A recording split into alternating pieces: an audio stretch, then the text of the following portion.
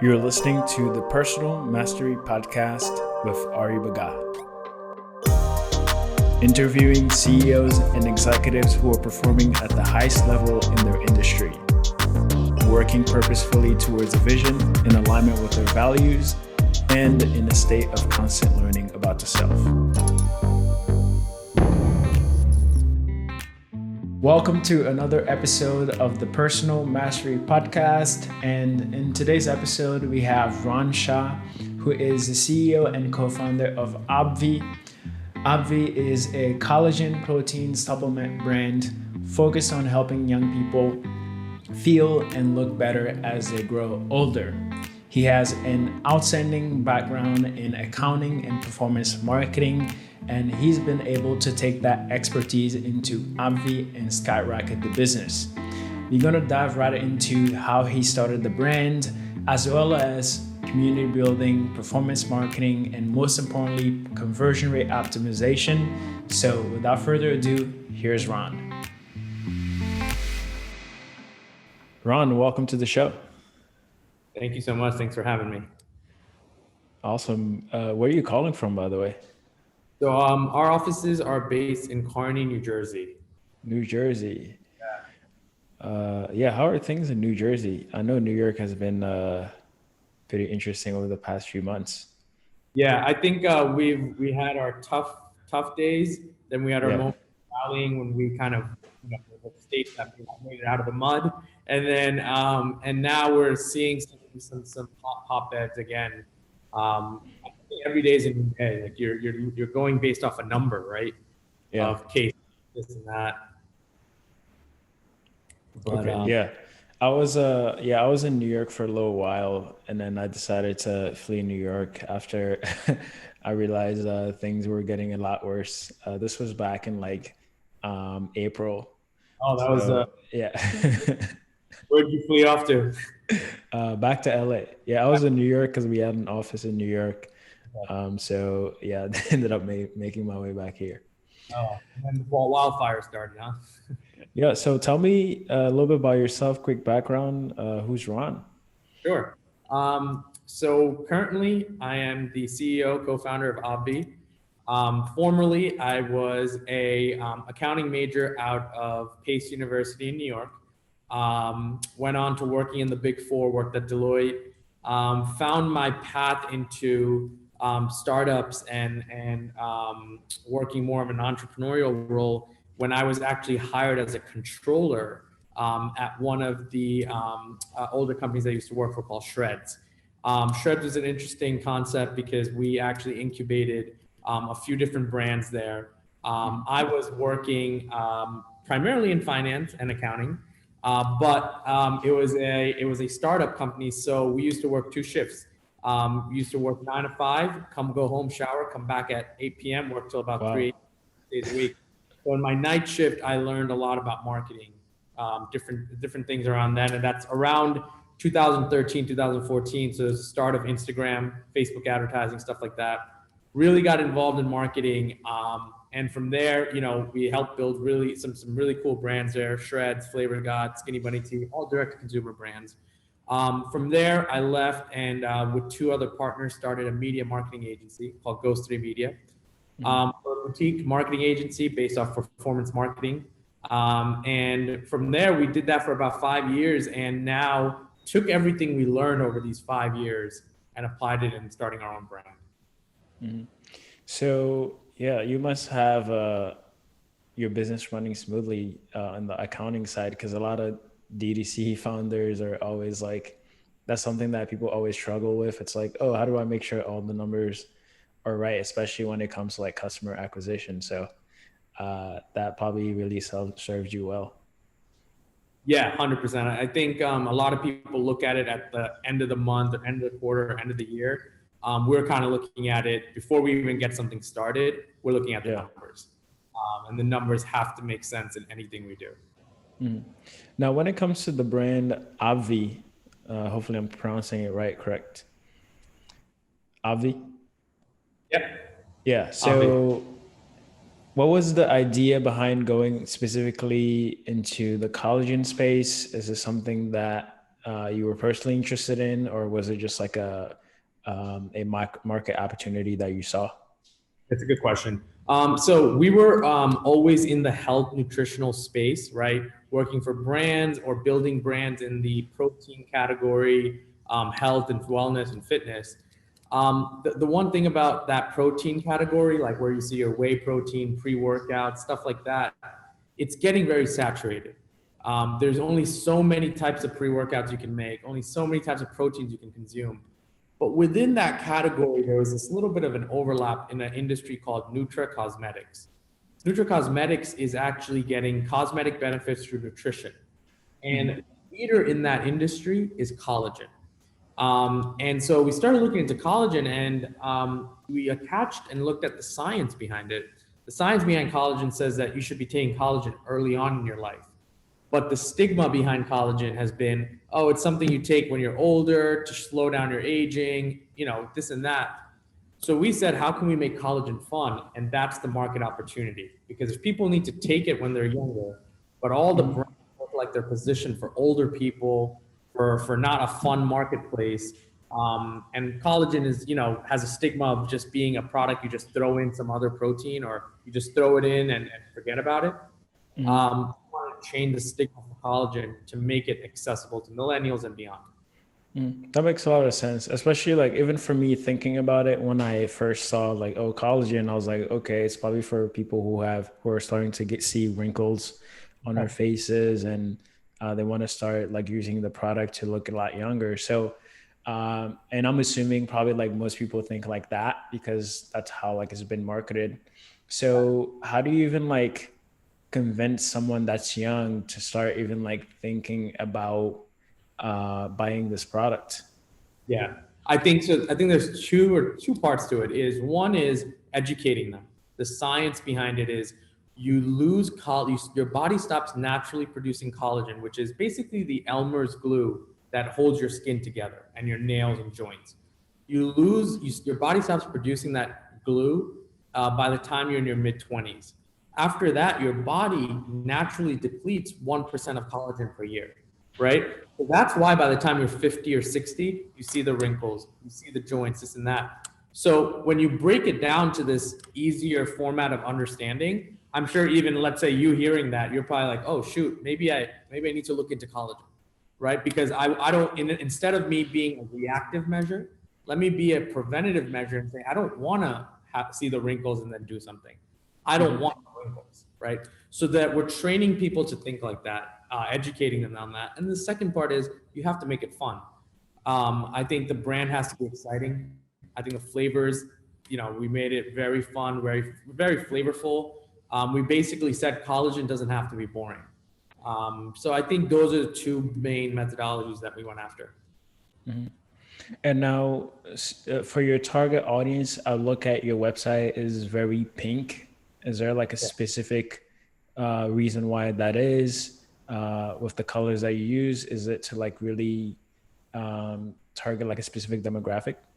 Yeah, it's a good question.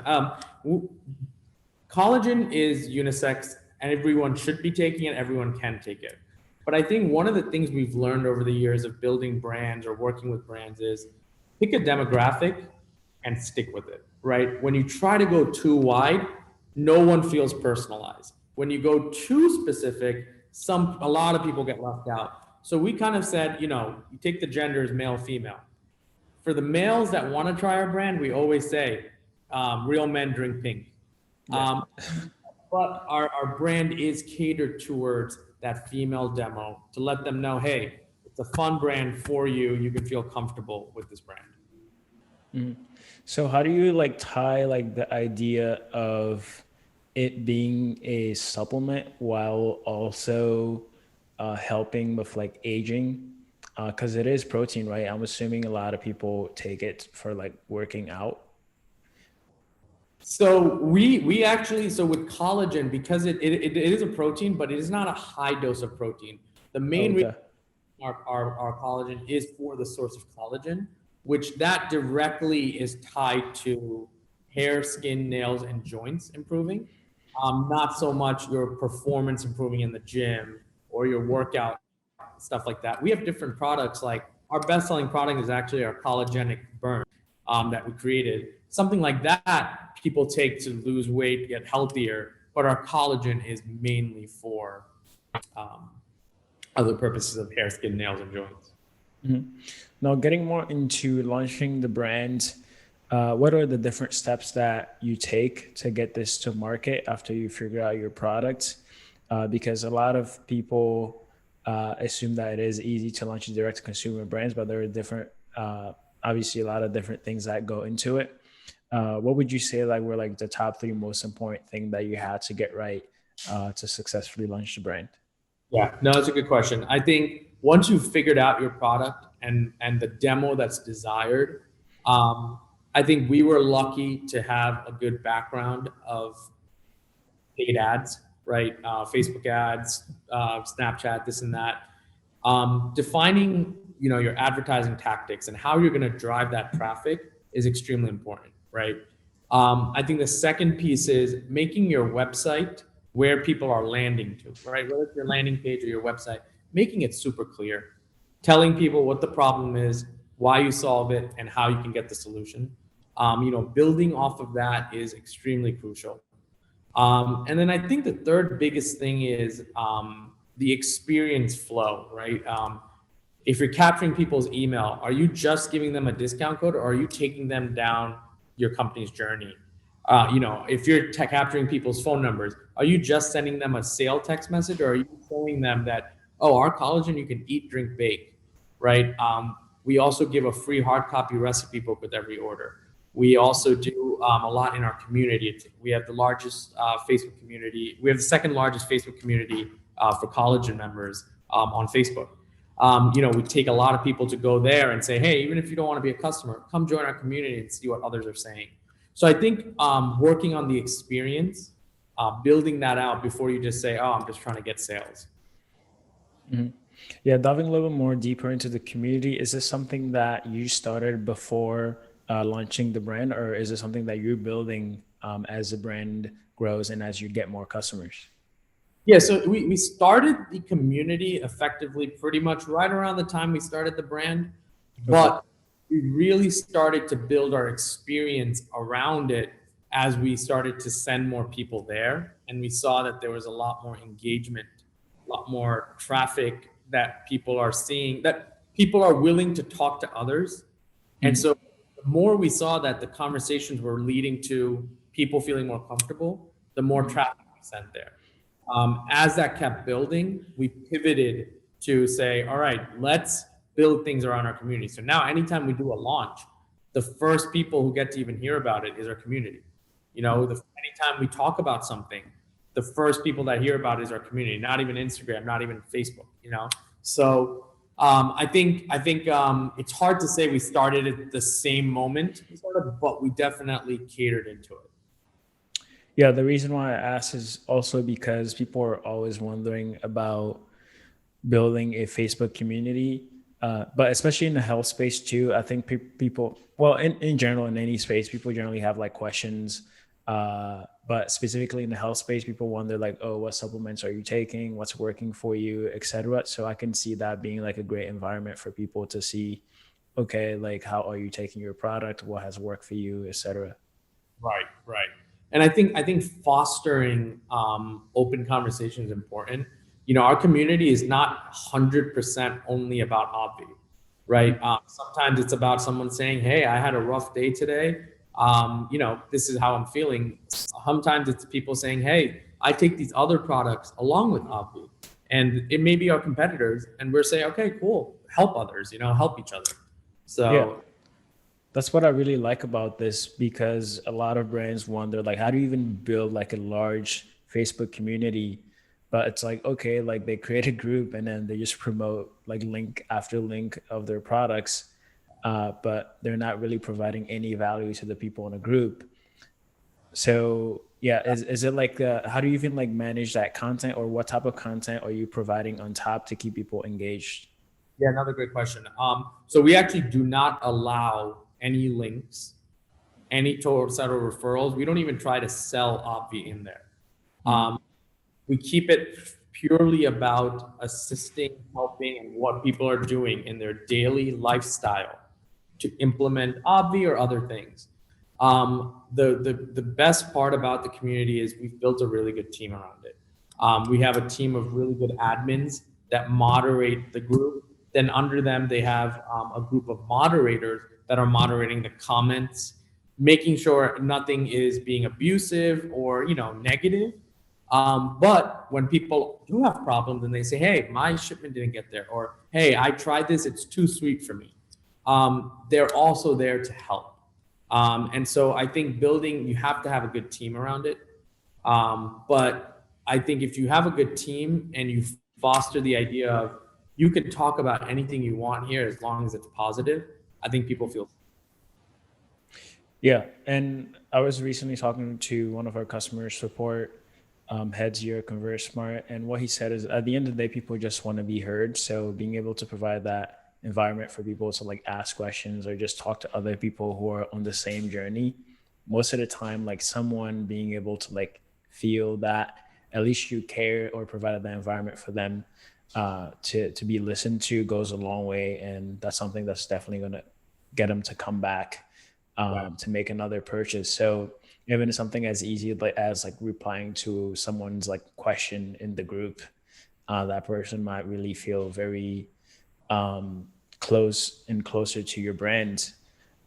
So this is little things that always go a long way, especially in like Facebook groups. So that's amazing to hear that you guys are doing that.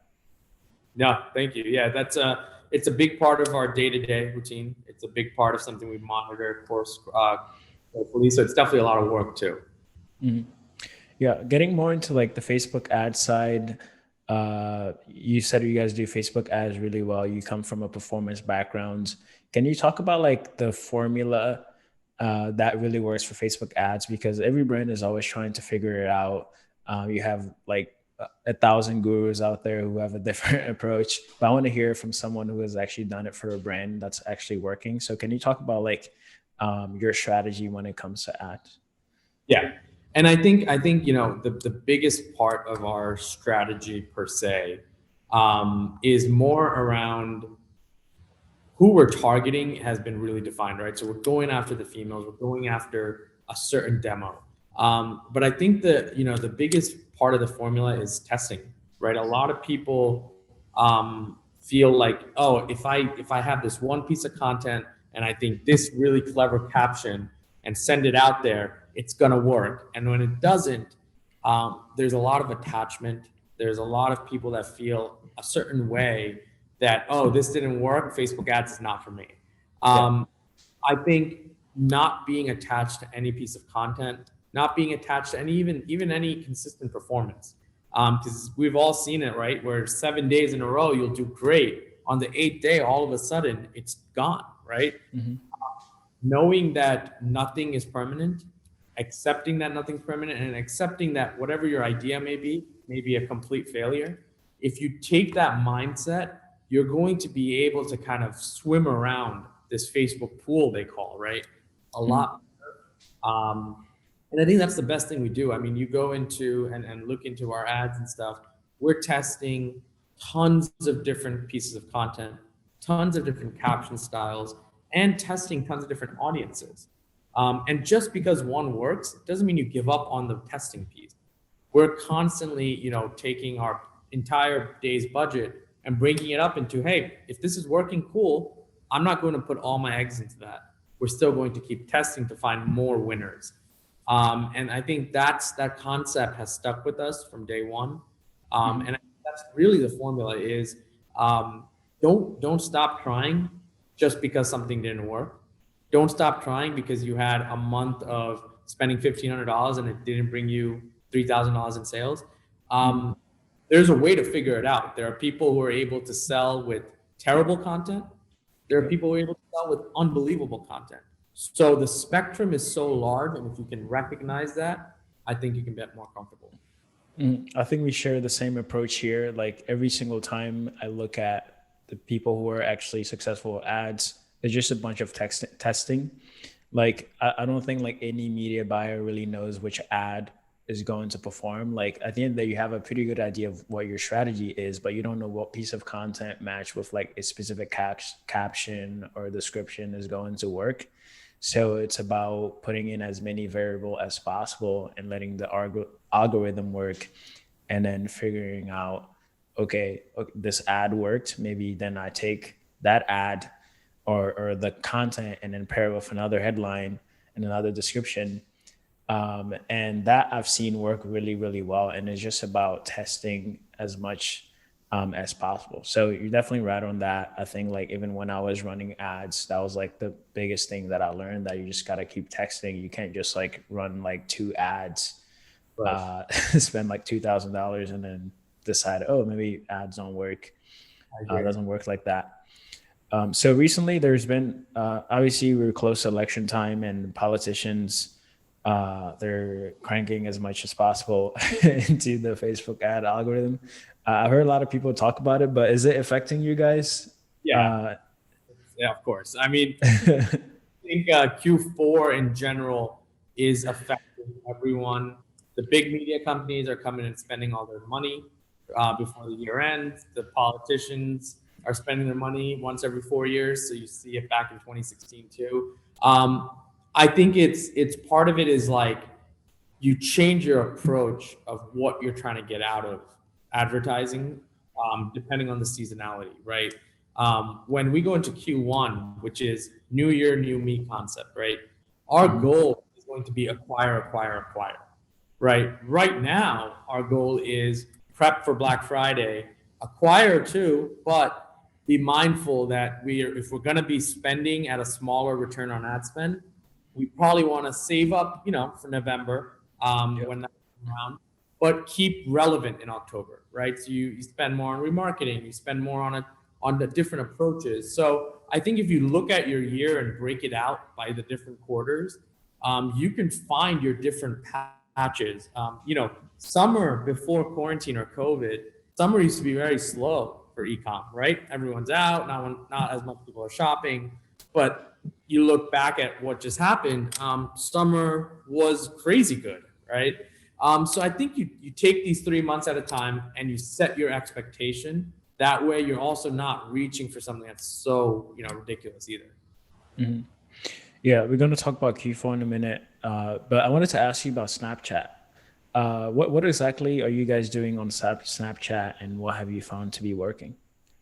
That's a good question. So my partner, he's actually like the media buying guru, and his approach is kind of similar to, let's get out there in as many places we can, right? Almost as in like what you do with the billboard, just get impressions, just get the people to come and see. So we do with a lot of Snapchat is we do a lot of remarketing. We do a lot of hey, you may have seen this on Facebook, you may have came to our website, here it is again, right? Browsing in between stories, so it just kind of stays on your mind. We're not even really looking for a purchase, or even sometimes not even looking for people to click on it, but hey, as long as you looked at it, maybe tomorrow or maybe payday, you'll come back and circle back. Mhm. Yeah, I think like brand marketing always, like I know a lot of performance marketers like to look down on brand marketing, but I don't know. For me, it has always worked on me. Sometimes I'll look at an ad of like something that I might be interested in, and then every time like when I'm like ready to buy it, or even like when I'm thinking about it, like that brand that I watch on like social media always comes to mind first, and I always end up buying it. And it's so crazy that like although they're not going to be able to know like, okay, like this person bought because like they saw this ad, Right. it was just like an impression, but it works. I don't know if you feel the same way, but It really does. I think exactly what you explained is that view through concept, right? Where people don't necessarily click and buy all the time, but they may have viewed something, and 7 days later, you don't know what's going on in each person's life. But whenever that time comes around, as long as you keep them engaged and stay relevant, they'll hopefully come back. Mhm. Now let's say you got your traffic Facebook ads right, and you want to send someone to your website. I'm looking at like your product page right now. It's a very long product page and has a lot of information on it. Can you talk about the idea around these long landing pages with like a bunch of information Yeah, on them and how that's been working for you guys? 100%. So we've heard the theories of keep it short, keep it simple, keep it super simple. Give people easy ways to check out. I think what we're trying to do with our product though is retain that customer.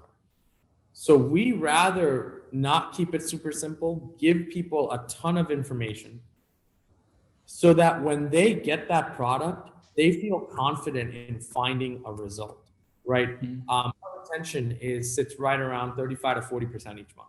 And I think we can credit a lot of it to us being overly informative. Even our community, it's overly informative, right? Even the recipe book we send with every single order, it's overly informative, so that when you have a question as a consumer, you can almost probably think back to a place that you can find an answer. And then at the very end, on top of that, I think what's the cherry on top for us is we offer a 60-day money back, no questions asked guarantee. If you don't love it, send it back empty. That guarantee puts the cherry on top saying, hey, here's all this information. Trust the product, it'll work. This is why it'll work. If you don't like it though, after 60 days, send it back. And I think what this does for us, it really instills confidence in our consumer. It really makes them want to come back and keep trying other products. And I don't think you'll find a more educated consumer base than ours because they can all talk about our products to the T. That's why they can help each other in the community. Mm. Yeah, I really like that approach too, because like sometimes like you learn about a product, whether you buy it or not, if it's not a fit for you, sometimes like your friends might like mention a problem that they might be facing, and you end up suggesting that product because you read so well on how that product could help you. But same with like brand marketing. Sometimes like I would see an ad, I might not buy the product, but then I'll hear one of my friends talk about it, and I end up like sending him the link to this ad that I've seen before. Like I don't even remember how many times I've done that. But that's another way that it works. And like going back to your landing page, like I don't think people realize like how long Amazon product landing pages are. There's just like so much content on it, and every single time I'm on the site, it's like I really just like half of it. And I'm like, okay, I'm done. Like you already convinced me, and I ended up just adding to cart. No, and I think that's why we still have a lot of call to actions to cut your journey. Right? We still say, hey, buy now. Maybe you're halfway through, buy now. But for those who are not convinced, we even go so far as putting in the FAQs all the way in the bottom, so that if you went through this entire page and you're still not convinced, here are all the frequently asked questions as well on each page. Mm-hmm. And I think it also tells the consumer how knowledgeable the brand is about the topic. Because like those like super short landing pages that don't provide enough information, you don't get like that full confidence from the customer to be able to decide, because they don't have all the information, and then they have to leave the site and look for the information somewhere else. Yeah, no, 100% agreed. Now, I do see that you guys are also doing email marketing as well as text. Text is something that has been getting a lot more popular over the past year and a half or so, specifically in the e-commerce space. Can you talk about how you guys are using these two channels to convert more customers? 100%. I think email is the traditional, right? You got to do it. You got to set up a abandoned cart. You got to do the welcome flow. And I think we've done it well with putting our brand twist to it. Every email is very engaging. Every email is also A/B tested with different metrics. We have a ton of different flows. We have about 31 different flows built out in terms of depending on what behavior this incoming email has done. So if someone has bought twice, they're getting a whole different flow versus someone who's never bought. Someone who's bought but hasn't bought in 3 months, they're getting a whole different flow. versus someone who entered their email for the first time. They're getting a different, like there's a lot of different journeys we've figured out. What's I think the most promising for us though is text. We use text a lot, and it's not the problem, but it is an expensive channel, especially if you're doing MMS, right? With the photos and stuff, which we like to do. But every time we've sent text, it is extremely, extremely profitable. It's extremely almost expected revenue generating. When we send out a recipe, we know we're going to get X amount. We know we're going to get this from a launch via text. Text has, I think, in many months for us, outdone email. Wow. But I think again, it's because when people sign up for a product launch for us, they're putting their phone numbers. We're training people. Hey, text is the quickest way you can get our products because our products sell out pretty often. Our mindset is a little bit more consumer driven to journey of get it quick, and text is that click a link, open the thing, click. But we absolutely love text. Yeah, I think that's what I've seen too, especially here at ConvertSmart, working with a lot of direct to consumer brand and running text for many brands. That's kind of like the same story that I hear, that especially if you have products that go out of stock, like your consumers want to get those text notifications so that when the product is back, they're the first one to know. And recently we did this like state of D2C text marketing report. And then we did find that in the past year, like 75% of consumers sign up for text marketing, which we weren't really surprised. What was really surprising was that consumers are signing up at checkout. Like over 60% said that they signed up at checkout, which is really important, because if the majority of people are dropping off at checkout, then you should have a way for those customers to sign up at checkout so that you can send them updates, especially during the holiday season when you see an increase in like your abandoned carts and abandoned checkout. So that's something that we've seen in this report that I think a lot of brands should then like start doing it, give people the ability to sign up for those notifications through text. Right. No, I think that's we are constantly talking about where else can we collect phone numbers, where else can we collect do it on the welcome pop-up, do it on the cart level, checkout, this and that, because it's extremely encouraging to see the performance that text does, and so you almost want to shift more and more towards gaining more people to sign up via that platform. Mm-hmm. Well, let me ask you this, and this is an interesting question for the brands that like are still like, because like we all know the ROI is there for text, but for the brands that are still a little bit on the fence because of the cost, although they know they're going to generate revenue, but the cost that the higher cost of text still doesn't make them feel right. What would you say to those brands? Yeah, what I would say is, if you start to train your customer base or your subscriber base that texting you is okay. We want to text you. We want to give you special deals. We want to engage with you. Your subscriber base will almost look forward to it, and you will 100% see the ROI. I mean, we see the ROI 10 to 15x. Return on spend. And so even if you fall at 5x, 6x, 4x, I can't imagine a way where if you properly are collecting phone numbers with, someone saying, hey, yeah, you can message me. I don't see how that subscriber base cannot be a model for a brand.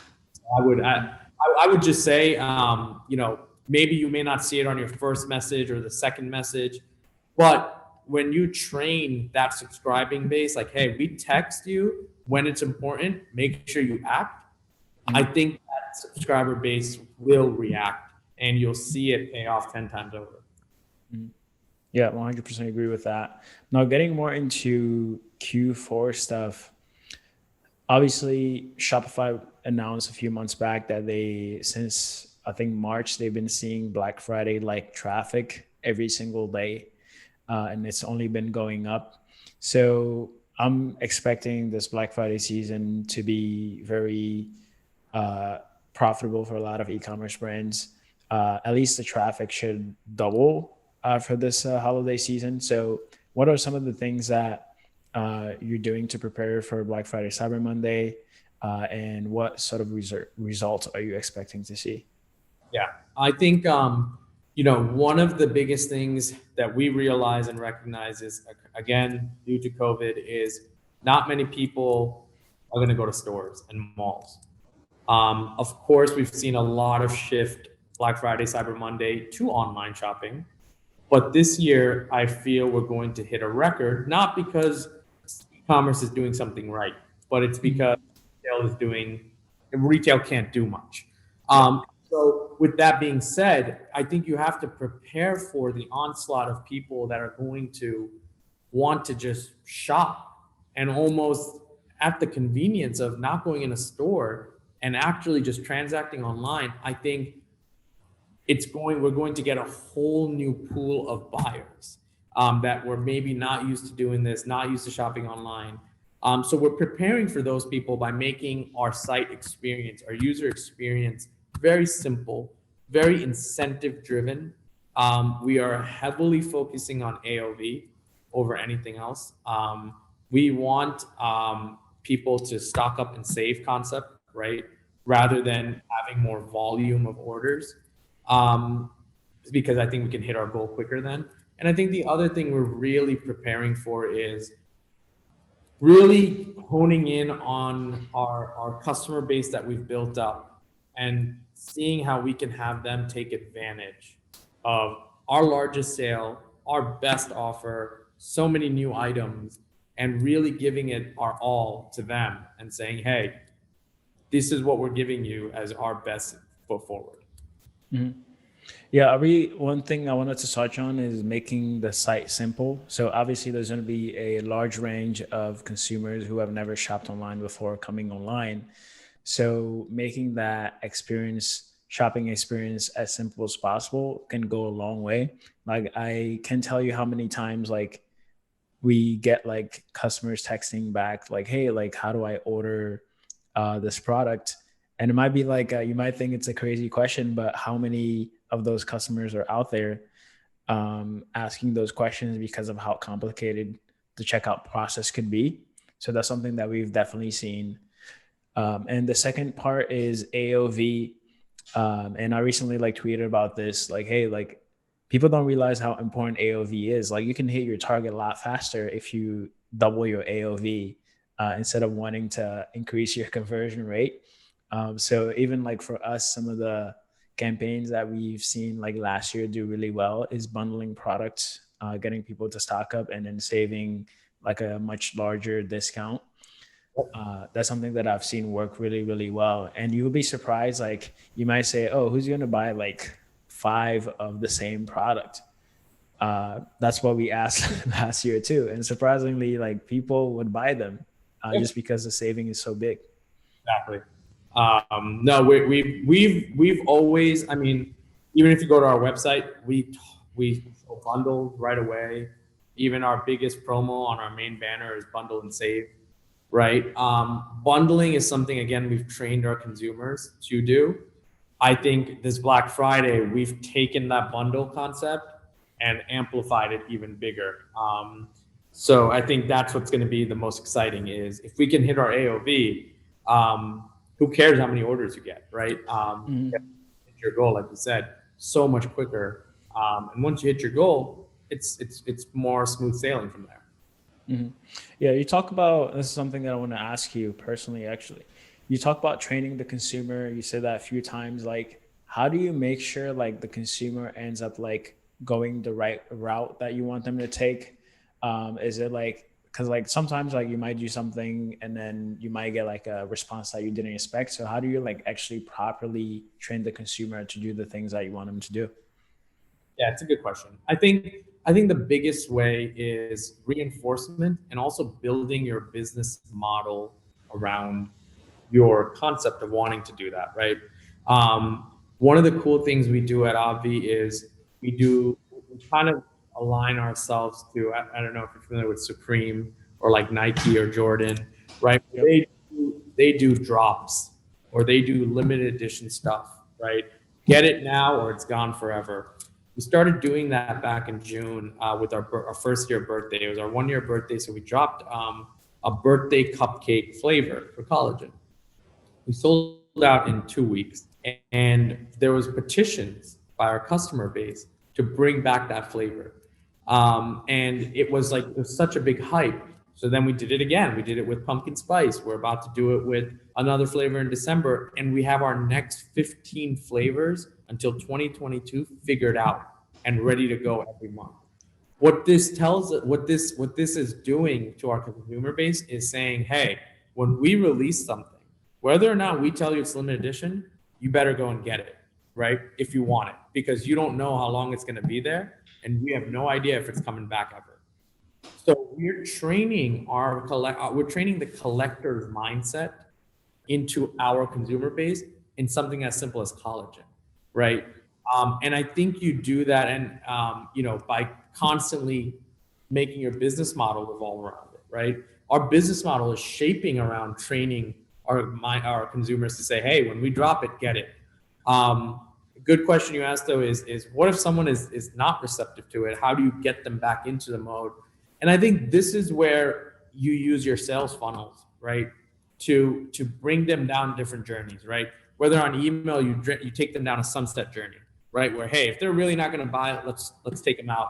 Versus if someone has bought once but hasn't bought again, take them down different journeys of why. Maybe hit on an emotion, show them some user generated content, show them this, show them this. So we have several touch points that we try to provide them, and you hope to strike one pattern of, oh, I can connect to this, so let me dive back into this. And I think we cater all of that into like a big globe around Obvi. Mm-hmm. Yeah, definitely appreciate you sharing that. I think that really provides marketers how to get their customers to get accustomed to their marketing strategies, because sometimes this can be pretty scary to try new things because you really don't know how it's going to go. So thanks for sharing that. Now, getting more into the personal stuff, you mentioned earlier that you used to work 2 full shifts in one day. I'm assuming you're probably not doing that anymore. Are there like any routines or things that you're doing that are helping you run this company and achieve success? Yeah, I think the biggest routine, I think it's something small for me, but something I've just constantly done is I rewrite my to-do list every day. Whether a lot of people, I think, and writing down things. We've actually over the course of the years moved so much stuff digitally, right? Like making a task list on your phone, or using to-do lists, or using this app. I think one routine that has just changed a lot of things for me is pen and paper, and rehashing that pen and paper and saying, all right, well, I did this, but I didn't get to this entire list. Carry it over the next day and remind yourself to do it again. Right. I think that's the simple tactic that we need to keep reinforcing in each other, because as much as we are on our phones, it's very easy to say, hey, I'm not going to open that to-do list right now because I just don't want to do it. This notebook, it sits in front of me while I'm doing a podcast, or it sits in front of me while I'm in a massive meeting. So, that I think is one of the biggest things to keep your mind engaged on what needs to get done. And I think the second biggest routine is just starting my mornings on LinkedIn. I have my alarm on my phone actually says at 7 a.m. It's connect with 20 new people on LinkedIn. Okay.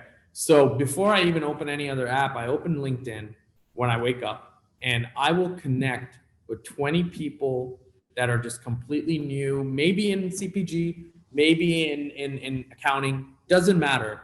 And I am just maybe consuming some material, this and that. And that routine has taken me away from looking at, let's say, just social media first, or just some random news about politics or this or whatever the media is feeding us, Yep.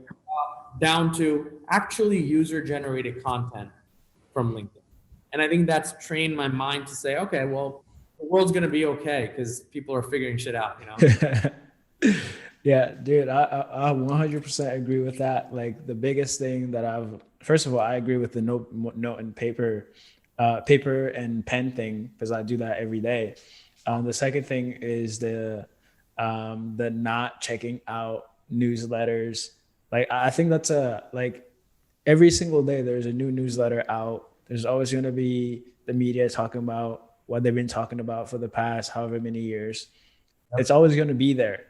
And the moment like you wake up and you get into that, it's so hard to get back out of it.